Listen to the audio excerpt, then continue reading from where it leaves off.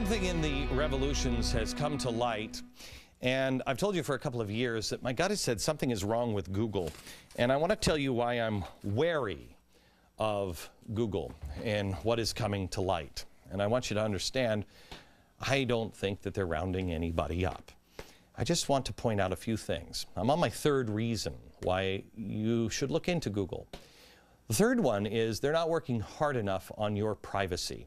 Privacy advocates attack Google Buzz for gigantic leaks in information that users thought was private information. They had the Y-Spy incident. You remember this? This is where Google Street View cars downloaded emails, passwords, and other information from private, unsecured wireless networks all around America. Google apologized, but the FCC is believed to be investigating. But I don't think they're probably investigating too hard with all of the connections to the White House.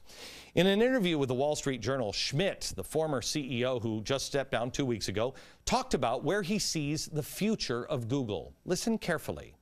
Quote, "We know roughly who you are, roughly what you care about, roughly who your friends are. Google also knows to within a foot of where you are." Mr. Schmidt leaves it to the listener to imagine the possibilities. If you need milk and there's a place to get milk nearby, Google will remind you to get it. It will tell you there's a store ahead that has a collection of horse racing posters, that a 19th century murder you've been reading about took place on the next block. And that's the other part of this. Sometimes the way Schmidt and Google as a whole think, quite honestly, when you start looking into their stances, is creepy. Quote, "I don't believe society understands what happens when everything is available, knowable, and recorded by everyone all the time." He says, and he predicts, I saw this video and I think he was serious, that every young person will one day be entitled to automatically change his or her name on reaching adulthood in order to disown youthful hijinks stored on their friends' social media sites. And let's not forget this super classic. Quote, "We don't need you to type it all because we know where you are with your permission. We know where you've been with your permission. We can know more or less what you're thinking about." End quote. Again, all of this may not matter to you. Google is one of the most competent companies on earth. Their products work really well, and it is almost impossible to avoid them this side of unplugging your computer. We'll have tips on the radio show and at glenbeck.com tomorrow if you decide to try to avoid companies like Google or other companies like them, and make sure your privacy is protected as much as possible.